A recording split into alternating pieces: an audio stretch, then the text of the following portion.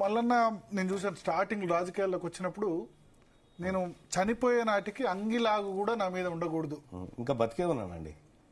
అంగిలాగు కూడా ఉండకూడదు, అదే నా టార్గెట్ అని చెప్పారు. ఆస్తులు ఉండవన్నారు. ఎక్కడి నుంచి వచ్చింది హెలికాప్టర్? ఈ హెలికాప్టర్ అంటే పెద్దదా?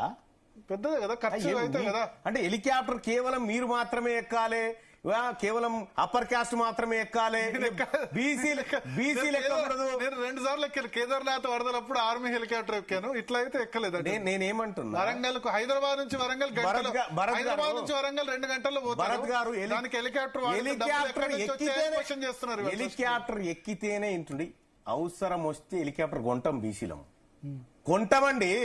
హెలికాప్టర్ ఎక్కుడు కాదు, హెలికాప్టర్ కొంటాం అవకాశం వస్తే. ఏం బీసీలు హెలికాప్టర్ ఎక్కితే తప్ప? బీసీలు ఎవడు హెలికాప్టర్ ఎక్కకూడదా? నడుచుకుంటూ రావాలి.